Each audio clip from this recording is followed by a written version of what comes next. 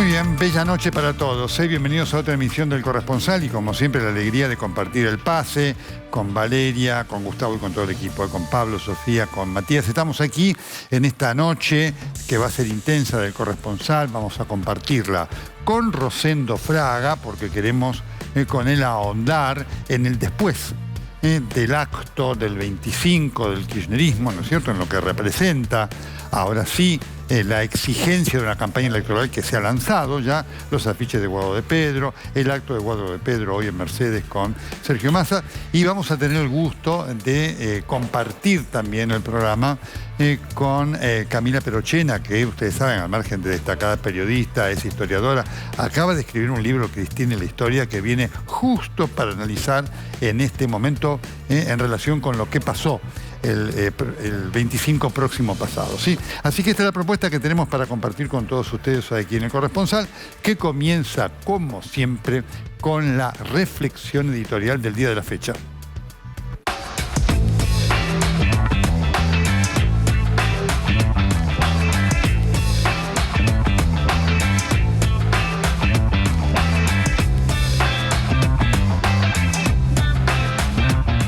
Muy bien, y pasó el acto del 25 de mayo.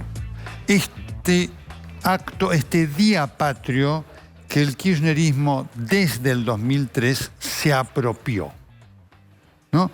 Casi como una demostración, o mejor dicho, vamos a sacarle el casi, como una demostración de esta épica que supo tener el kirchnerismo, ya hoy muy debilitada, muy caída, de la refundación de la patria. El kirchnerismo durante estos 20 años nos vendió y vendió a sus acólitos la idea de que el 25 de mayo del 2003 se refundó la patria, cosa que es una mentira, como tantas otras cosas del kirchnerismo. Pero esa es la épica que se va cayendo poco a poco, porque una de las cosas que mostró el acto del 25 fue la decadencia del kirchnerismo y el ocaso de Cristina Fernández de Kirchner, más allá de la centralidad que ocupa hoy en la política, que va a seguir ocupando por un determinado tiempo, que estará relacionado con el resultado de las próximas elecciones también. Pero hay hechos que son innegables, que muestran esa decadencia de Cristina. Primero, la dimensión del acto. Un acto, ustedes recuerden que la Cámpora había llamado para el operativo Clamor a reventar la 9 de julio. Por supuesto que no reventaron la 9 de julio, es decir, reventaron en cuanto a cantidad de gente, ¿no? No había esa cantidad de gente. Estaba la mitad de la plaza y la primera cuadra de la conjunción de las diagonales, ¿no? Roque Sáenz Peña, Diagonal Roca. Así que cuánto mucho, había 100.000 personas. Cuánto mucho. No había las 500.000, las 400.000. Cuando usted ve que en los medios oficialistas empiezan a hablar de 400.000, 500.000, 600.000 personas, es porque efectivamente no las hay. La convocatoria menor de Cristina evidentemente tiene que ver con cosas que se vieron allí. No hubo gobernadores, salvo dos, el gobernador de La Rioja y la gobernadora de Santa Cruz. No estuvo la CGT, no estuvo el peronismo en pleno, por lo tanto fue un acto del kirchnerismo. Yo pasé por el lugar, caminé cuando venía para el canal y uno veía claramente el aparato, el dominio de la Cámpora, y después de las estructuras de algunos de los varones del conurbano. Salió mucha plata, lo del jueves. Muchísima plata, ese escenario que usaron los Rolling Stones, en donde Cristina estaba protegida mientras la gente se mojaba. Eso también es una imagen del kirchnerismo, ¿no?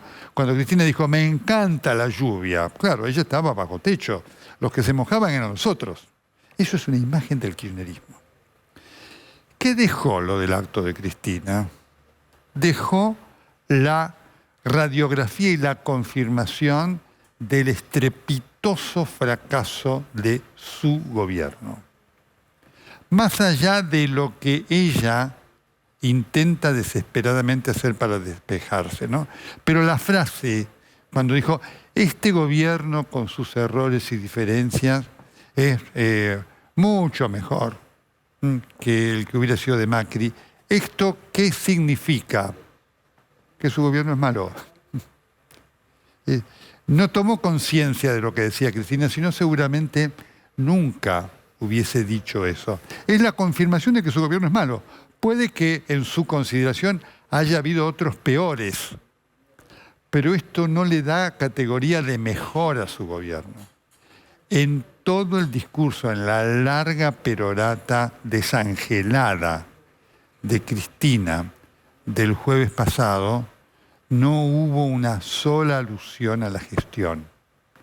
No se habló de la inflación, no se habló de la economía, no se habló de la pobreza, no se habló de la marginalidad, no se habló de la crisis de la salud pública, no se habló absolutamente nada de esos hechos que hoy afectan y complican la vida de todos los ciudadanos, incluidos los kirchneristas.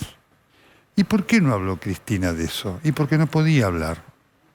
Porque ni siquiera tuvo artillería pesada contra el Fondo Monetario Internacional. Yo diría que contra el Fondo Monetario Internacional fueron unos disparos de aire comprimido. ¿Por qué no lo hizo? Y porque estaba Massa atrás. Y porque Massa es su gobierno. ¿Y qué debe hacer ahora Massa a partir de mañana? Ir a mendicar dólares. ¿Y a dónde puede ir a mendicar Massa dólares? Y a algunos países y al Fondo Monetario Internacional. Nadie más le va a prestar a la Argentina dólares.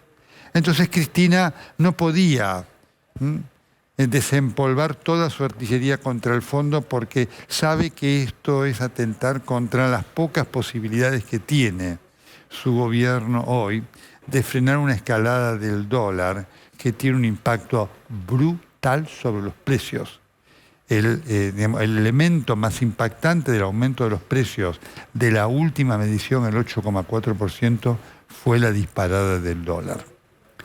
Por lo tanto, y esto es notable cómo se vivió en la audiencia. Usted vio que hubo pocos momentos de euforia en la audiencia. Lo único que Cristina podía es hablar de los 12 años del gobierno, los 4 de su difunto esposo y los 8 de ella. Y eso hoy a la gente no le alcanza. Ni siquiera los que estaban ahí. Ni siquiera los que estaban ahí. Muchos de los cuales empezaron a irse antes, cuando caía la lluvia, por eso tuvo que apresurar el acto. Esta situación es propia del ocaso. Es propia del ocaso. Pero también deja cosas, ¿no? Porque esa centralidad de Cristina en el 25 de mayo es producto de lo que la oposición no hace. Nadie se preocupó en la oposición por decir, vamos a tener nosotros presencia pública para rescatar el valor de la fecha, que es el 25 de mayo. En esta actitud de apropiarse de todo, el kirchnerismo se ha apropiado de esta fecha patria, como de otras cosas. No hubo en el acto ninguna mención al significado del valor histórico de la fecha. Solamente hubo mención y alusión al comienzo del gobierno de Néstor Kirchner.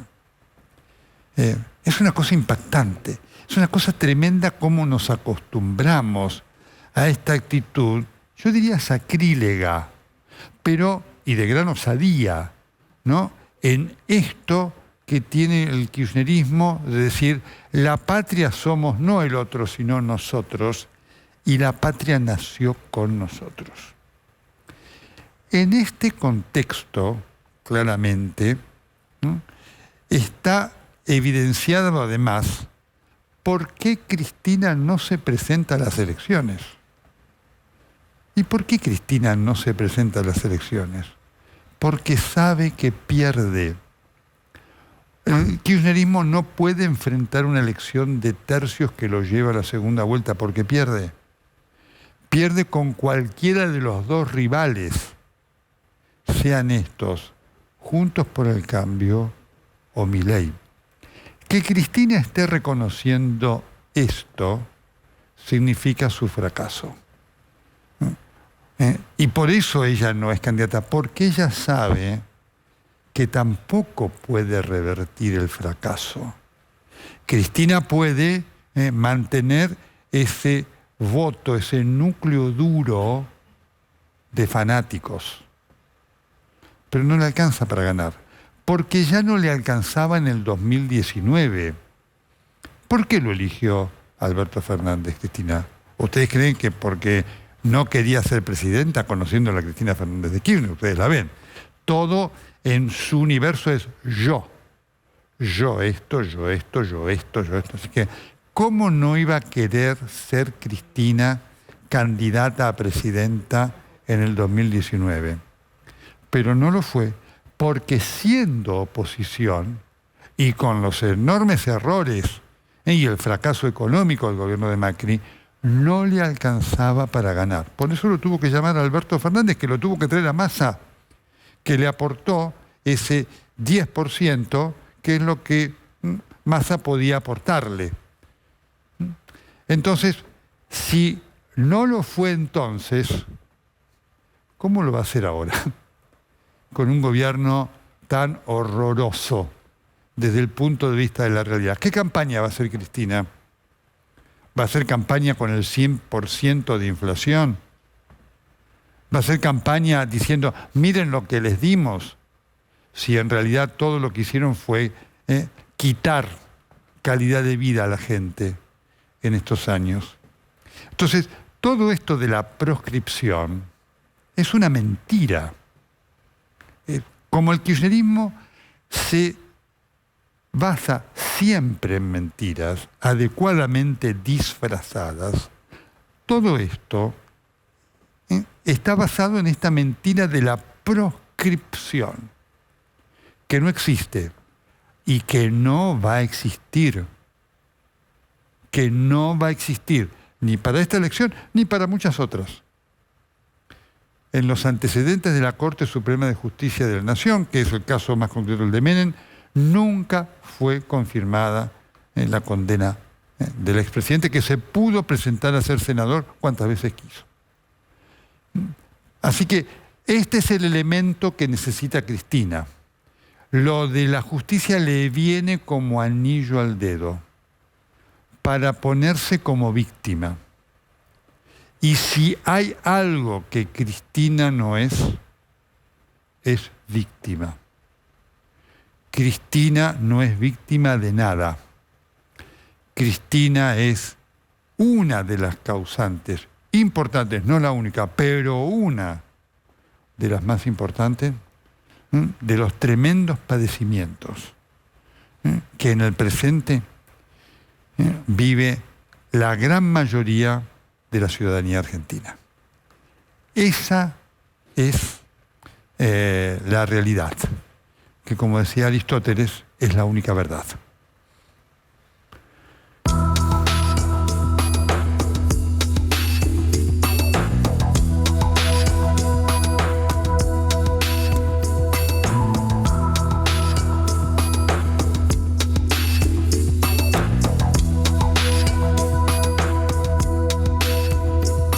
Muy bien. Esto es lo que fue el acto del 25, su contexto. Ahora queremos ver qué es lo que sigue y por eso lo convocamos a alguien a quien tanto respetamos, no solamente por su conocimiento, sino por su olfato, para detectar hacia dónde va la política. Rosendo Fraga, ¿cómo estás? Bella noche, gusto tenerte con nosotros. ¿Qué tal, Nelson? Gracias por llamarme. No, a vos por estar. Bueno, ¿y ahora hacia dónde va el peronismo después de esto que confirma este ocaso de Cristina en cuanto a su no candidatura? Es como vos decís, pero te agregaría. Cristina está preparando al peronismo para la oposición. Y esto es algo que tenerlo presente. Primero, lo que para mí queda claro es que el kirchnerismo en el corto plazo y a lo mejor en el mediano sigue siendo la fuerza hegemónica dentro del peronismo.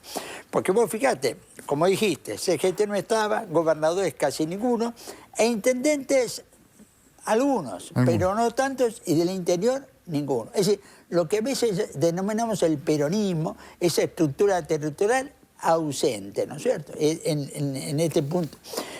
Claro, ahora Cristina empieza a hacer la lista de legisladores nacionales. Bueno, ¿y qué es lo que digo? Creo que el kirchnerismo, que ha sido estos 20 años la fuerza hegemónica en el peronismo, Cristina lo deja en esa situación.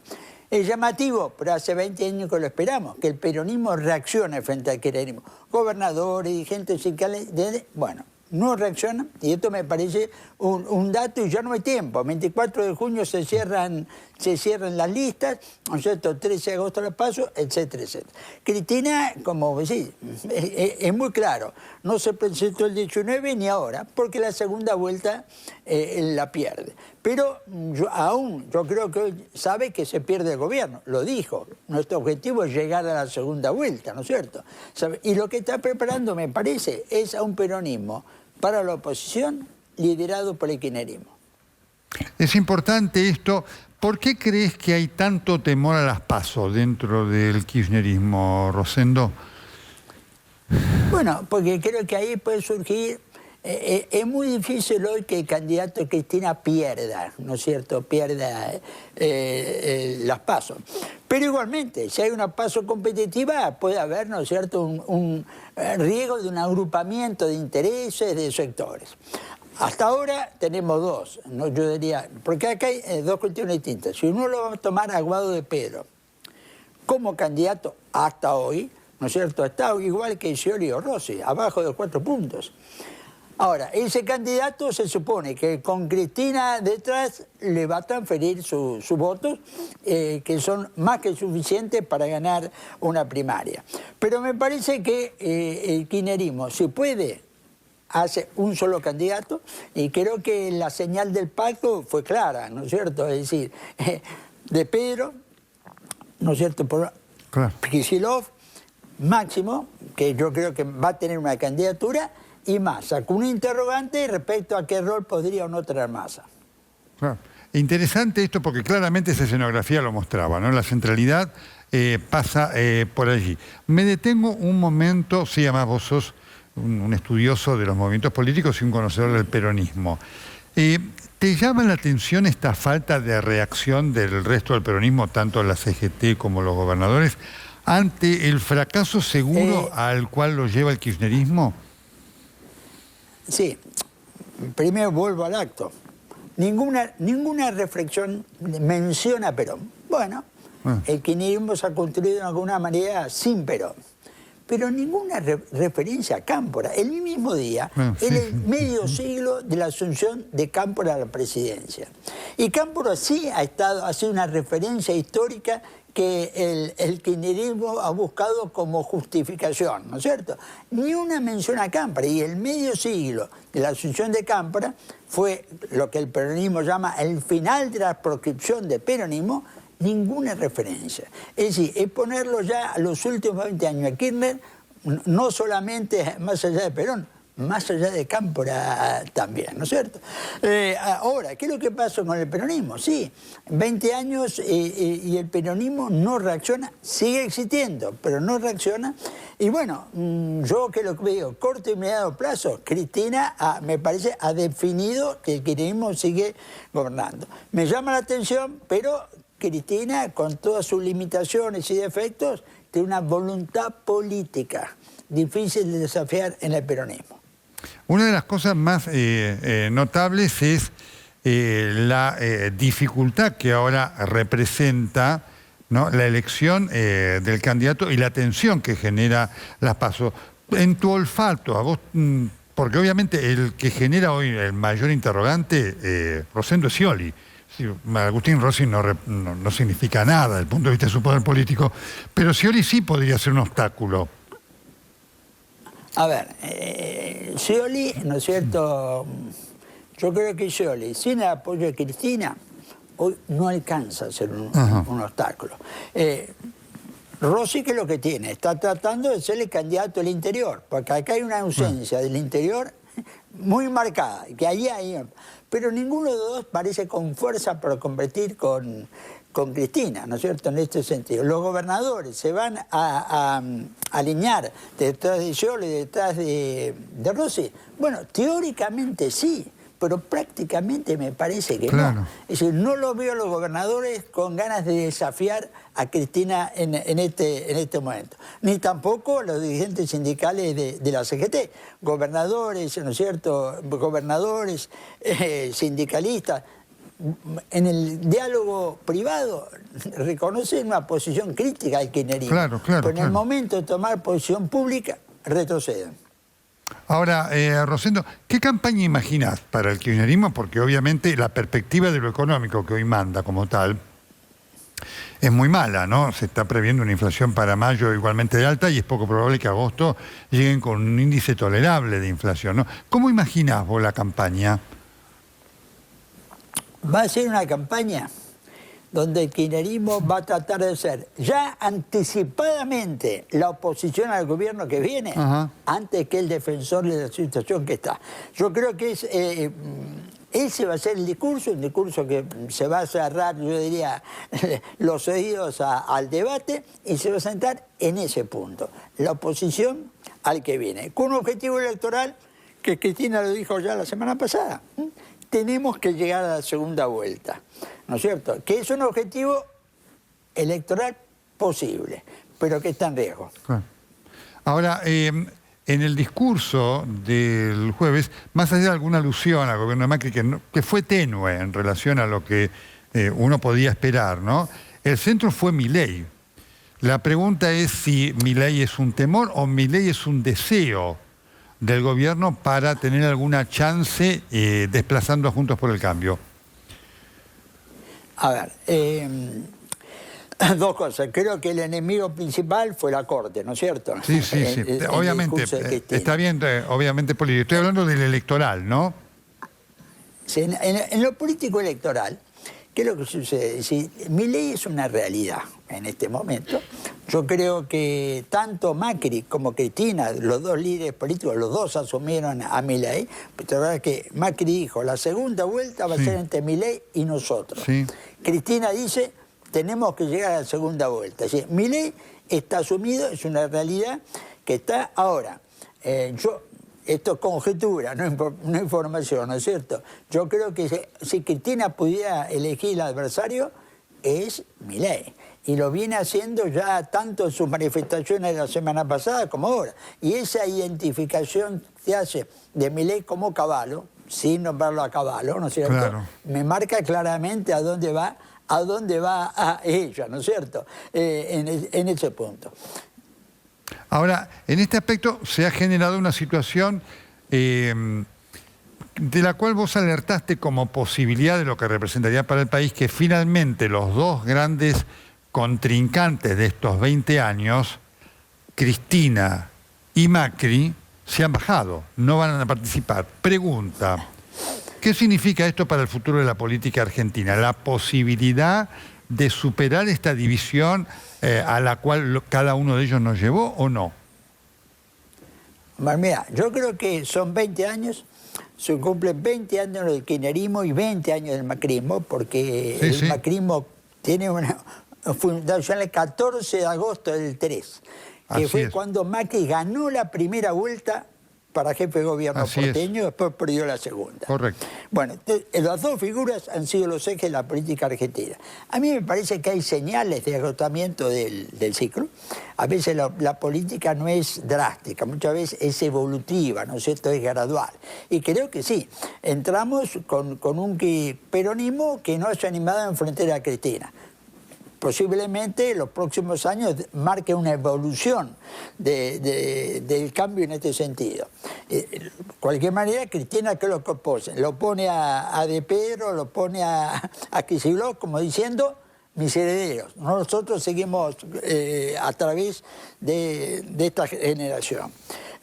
Lo que pasa acá es más que yo supongo, mirá, es distinta la situación de Juntos por el Cambio. El que gane las PASO y sobre todo, si gana la presidencia, sea Larreta o sea Bullrich, creo que va a surgir como el nuevo líder entre Juntos para el Cambio, el PRO, etc. Es decir, si gana un presidente de Juntos, creo que es el nuevo líder. En el peronismo, la derrota no va a ser tan drástica. Ajá. En el caso del kirchnerismo, un esquema más evolutivo. Bien, pregunta final, Rosendo. ¿Vos imaginás en relación a esto, porque este es un punto también clave, vinculado con lo que es la sociedad, ¿no? Porque la sociedad mira esto y ve una disputa centrada en el pasado que no tiene que ver con la centralidad de sus problemas, ¿no? Que esto es algo que queda muy evidente. Me gustaría tu reflexión sobre esto. Totalmente de acuerdo con vos, y tiene que ver también con lo que vos dijiste al comienzo de tu editorial, la incapacidad de la oposición para gestar una agenda concreta y actitudes concretas. Pero, muy simple, la existencia de Milei como sector competitivo tiene que ver con esto, que las dos fuerzas, yo diría, que han dominado la política argentina los últimos 20 años, están dejando escapar gran parte de la realidad social. Y sobre eso se monta Milei. Y entonces, Milei es, yo creo ya, una llamada de atención tanto para el kirchnerismo como para el macrismo, que tiene que responder a ella, porque si no, aún ganando, corre el riesgo de volver a fracasar por falta de contacto con la realidad, con falta de contacto con las personas. Rosendo, como siempre, el gusto de haberte tenido aquí en El Corresponsal. Muchísimas gracias. No, gracias por invitarme. Hasta pronto. Perfecto. Acá estamos en El Corresponsal. En un minuto vamos a estar con Camila Perochena y con ella vamos a analizar algo que también tiene una enorme vigencia a la luz de lo que pasó el 25 de mayo pasado, ¿no? Cristina, el kirchnerismo y su interpretación de la historia en esta necesidad de apropiarse de todo. Ya volvemos, estamos en El Corresponsal.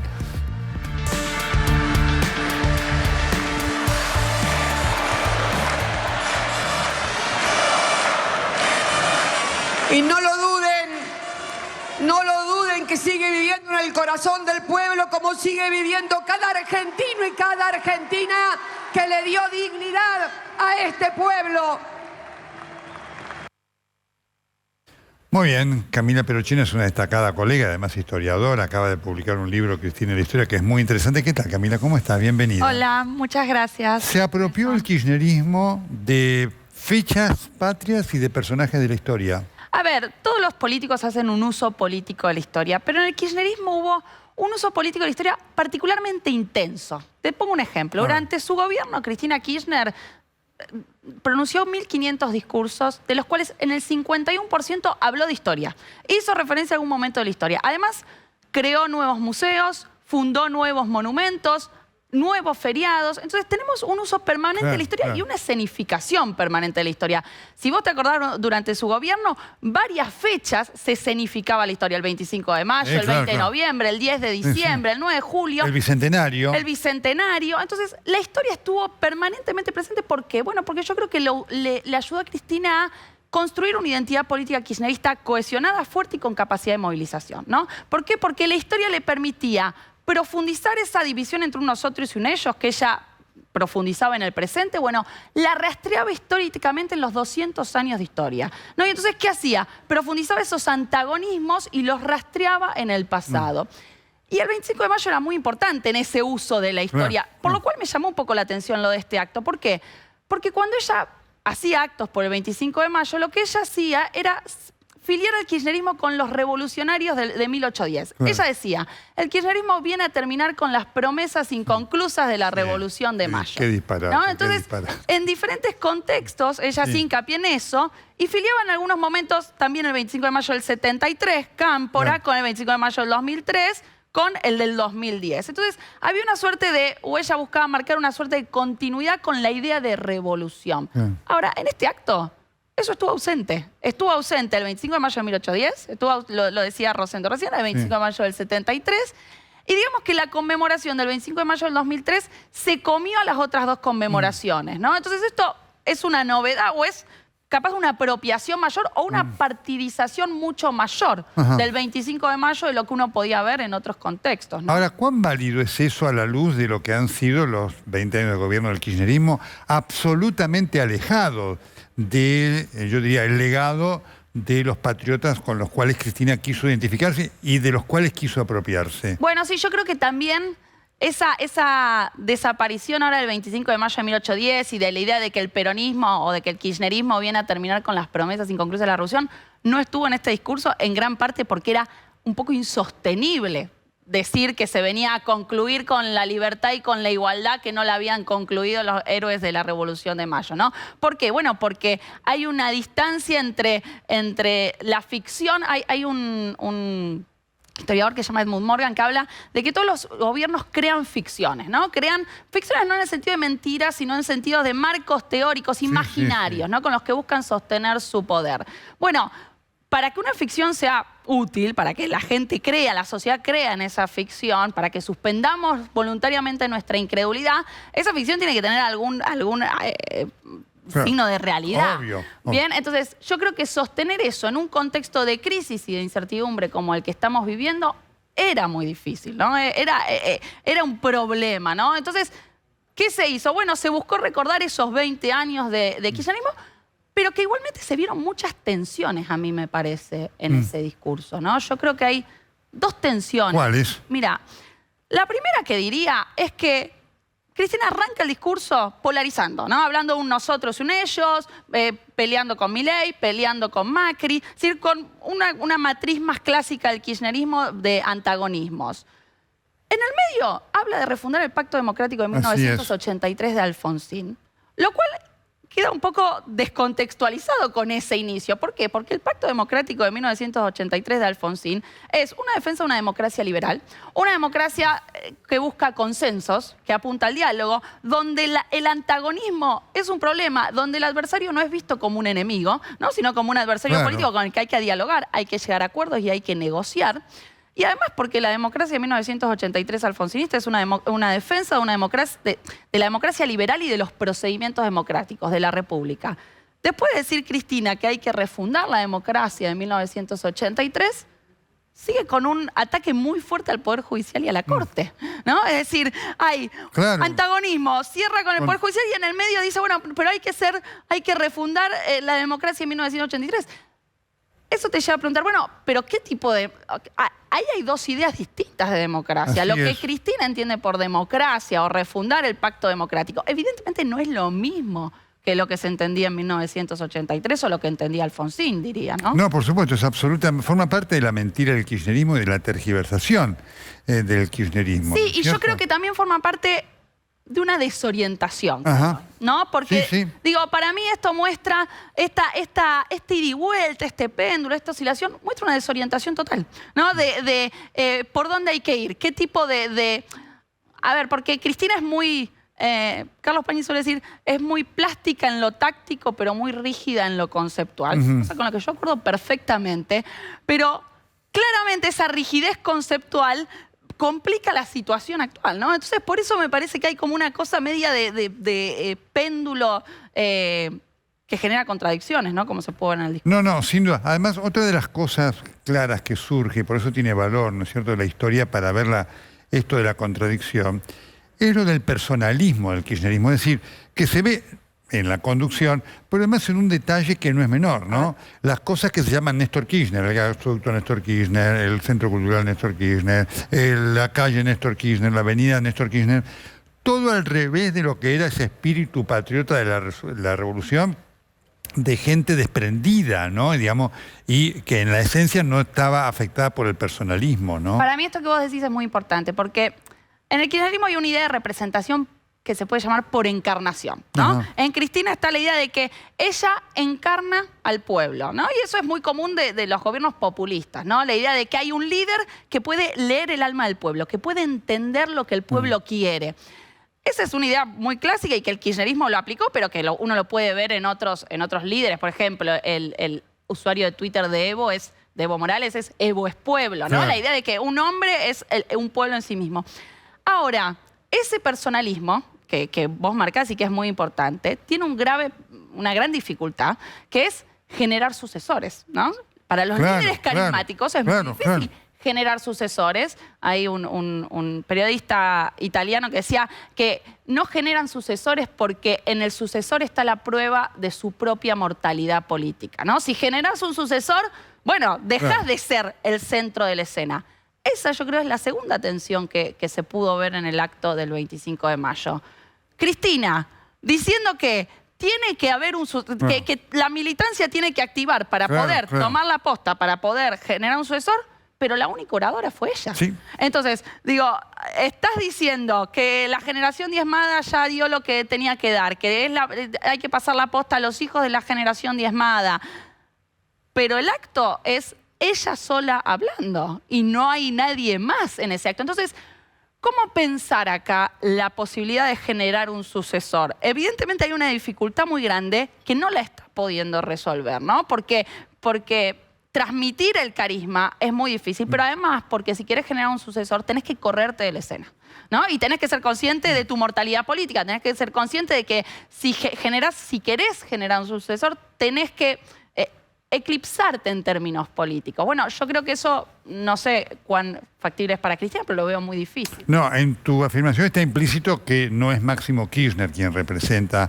la imagen del sucesor en el contexto de lo que han representado tanto su padre como su madre, ¿no? No, efectivamente, yo creo que hoy Máximo Kirchner no está fuera del juego como el posible sucesor de ella, pero tampoco sabemos si ya sea Guado, Kicillof, Claro. Massa eventualmente, si ella dejaría que ese posible sucesor también se convierta en el líder político del peronismo, ¿no? Entonces, me parece que ahí está esa tensión y está muy relacionado con esto que vos decías, ¿no? Con el personalismo, con la forma en que se entiende la representación política. No, ahora, en ese sentido, es muy notable y es muy interesante tu apreciación, porque es tan escaso lo que deja Cristina como sucesión y tan pobre, tan alejado de su protagonismo, ¿no es cierto?, el de su padre, que es abismal, ¿no?, en cuanto a lo que a futuro genera, ¿no?, y esta situación, sobre todo en una circunstancia de decadencia muy pronunciada de Cristina, ¿no? El acto del otro día estaba pensado para reventar la 9 de julio y tuvo dificultades, lluvia al margen, de llenar la Plaza de Mayo y poco más de sus adyacencias, ¿no? No, yo en eso concuerdo. Yo creo que lo que sí deja Cristina es una identidad política fuerte, por más que sea minoritaria, pero sí es una identidad política fuerte, intensa, cohesionada y que tiene una visión anacrónica de la historia del país, pero que esa visión o ese proyecto le da cierta cohesión y cierta unidad. No al peronismo todo, sino al kirchnerismo, ¿bien? Entonces, y eso, en parte, vos por ejemplo, en tu editorial comentabas sobre cómo la oposición no salió este 25 de mayo. Así es. ¿No? Digo, masivo, hubiera sido una buena oportunidad para decir, bueno, mira, vamos a celebrar nosotros el 25 de mayo de todos como fecha patria, bueno, ¿no? por ejemplo, yo creo que, por ejemplo, el PRO creo que tomó nota de que durante el gobierno de Macri no tuvo una narrativa, una visión del país, no tuvo un uso del pasado, pero tampoco tuvo una idea de cómo pensar la historia argentina. Yo creo que en parte hoy el PRO se da cuenta que eso fue un problema, fue un error, y fue un error porque la sociedad argentina tiene una cultura histórica muy profunda. Discutimos sobre historia, vamos al cine a ver 1985, se llenó los cines. Digo, la historia le interesa a la sociedad argentina. Entonces, evidentemente, un partido tiene que tener una visión de la historia. Uno hubiese dicho, bueno, si tomaron nota de que faltó eso, ¿no? Y me parece que por lo menos en la red esto se hace evidente, por momentos busca hablar de historia o tener cierta visión. ¿Por qué no hubo un discurso más claro sobre un momento para hacer, un balance? Podés hacer un balance de los 200 años de historia argentina, y ni siquiera se pide tanto, ¿no? Si querés un balance más corto, pero se puede pensar en un balance. Bueno, no está eso todavía y me parece que esa desorientación que hay sobre el pasado también muestra cierta dificultad que tiene la oposición para dar una visión del país o de proyecto, ¿no? De hacia dónde ir. ¿Por qué pensás que, en lo particular el kirchnerismo, ¿no? En donde además hay esta alusión a la historia como Cristina tiene la característica de hablar de cosas que no sabe como si supiera, ¿no? Y tiene baches en la historia que demuestra. Pero la historia demuestra que cuando Perón vuelve al país con Balbín, se dan cuenta los dos del enorme error de haber pasado 30 años peleándose. ¿No es cierto? Decir, mire, nos peleamos 30 años y fracasamos todos, vayamos a otra cosa. Sí. ¿Por qué pensás que esto no lo aprendió el kirchnerismo? Porque perdió una oportunidad enorme. Yo creo que porque el kirchnerismo encontró, sobre todo después del 2008, en el agonismo político, en el antagonismo, en la radicalización del conflicto, una forma de hacer política. Y encontró y un imaginario político. Claro. Y ahí hay una diferencia entre Cristina Kirchner y Néstor Kirchner. ¿Por qué voy a pensar eso? Porque Perón también hizo lo mismo, digamos, confrontó y finalmente un día se dio cuenta que así tuviera el 70% de poder, en un momento se caía. ¿Por qué pensás que no se aprendió esto? No, yo creo que Néstor Kirchner lo pudo haber aprendido y que Cristina Kirchner no. Y voy a hacer lo siguiente. Cuando Néstor Kirchner pensaba, polarizaba como un medio para llegar a un fin. Finalmente iba a negociar algo con alguien, ¿no? Pero había una polarización que tenía un punto de llegada. En el caso de Cristina Kirchner, y esto lo plantean Marcos Novaro y otros politólogos, en el caso de Cristina, la polarización es un fin en sí mismo, ¿no? La radicalización del conflicto no es un medio para llegar a un fin, sino que es un fin en sí mismo. Y yo creo que eso está relacionado. Vos me decís, bueno, ¿por qué no aprendió del Perón del 72-73? Yo creo que en parte porque Cristina Cristina pensó al kirchnerismo como una superación del peronismo, ¿no? Se creyó más que eso. Claro, o sea, cuando Cristina habla de peronismo, rescata a Perón, pero lo rescata diciendo al mismo tiempo, en diferentes contextos o en diferentes discursos, el peronismo tiene que mutar porque si no es algo inerte. Entonces, siempre hubo una tensión con la propia tradición peronista y con el legado del peronismo, ¿no? Sobre todo con Cristina Kirchner, ¿no? Sobre todo en los discursos de Cristina Kirchner. Esa tensión se hacía evidente en el presente con las relaciones que tuvo muy tensas en diferentes momentos con la CGT, con diferentes sectores dentro del peronismo, pero se hacía muy tensa también cuando hablaba de la propia tradición, cuando hablaba del Perón del 45 o del Perón del 73. Entonces, yo creo que eso está relacionado con eso, con el lugar que el kirchnerismo quiere tener dentro del peronismo como una suerte de superación del peronismo. Es interesante eso porque, en definitiva, eso apresuró su fracaso con una enorme cuota de poder. Terminó apresurando su fracaso, con el fracaso de la Argentina, ¿no? Como tal, ¿no? Claro, yo creo que totalmente, yo creo que la falta de acuerdos y las dificultades que hay para sentarse a dialogar dentro de la dirigencia política son una parte importante de la explicación de no encontrar un proyecto de desarrollo de país en el largo plazo. Digo, de una desorientación en la que estamos y de una dificultad de la que creo que solo se puede salir. Sí, parece un lugar común decir si se ponen de acuerdo, ¿no? Pero sí efectivamente hay que buscar consensos mínimos que tienen que ser respetados, que tienen que sostenerse en el largo plazo, que tienen que comprometerse a cumplir, ¿no? Para poder para poder salir de una situación de desorientación económica en la que estamos hace mucho más. O sea, uno podría decir, desde el 75 la Argentina no encuentra un modelo de desarrollo de largo plazo, ¿no? Entonces, bueno, yo creo que la radicalización del conflicto no colabora a salir de esa situación, ¿no? Desde ya, muchísimas gracias. Felicitaciones por el libro. Y por supuesto, qué interesante es escucharte. Siempre es muy importante conocer la historia. Muchas gracias, Nelson. A vos. El problema que tienen muchos, que tal vez la conocen la historia, pero no aprenden de ella. Y eso se ve. Ya volvemos, ¿eh? La trayectoria de pista vira por derecha y a la final de 1-3. Sí, Argentina 0-1. Y no descienda de 3.000 pies para no penetrar el ATZ de Sanfer. ¿Y libre descenso? ¿Libre descenso para el 0-1? Negativo, mantenga 3.000 pies. En la final de 1-3 para pasaje va a tener libre descenso. Recibido. Por derecha en la final de 1-3, mantenga 3.000, deme 2 minutitos que liberemos el ATZ de Sanfer y le doy el libre descenso. Ah, ok, entendí que era libre descenso. Estamos manteniendo 2.300 pies. Yo nunca le di libre descenso. Perdón. Esto es el diálogo entre la torre de control y el irresponsable piloto del avión presidencial que generó una situación de altísimo riesgo. que pudo haber terminado en una tragedia. No pasó nada, pero pudo haber sido una tragedia.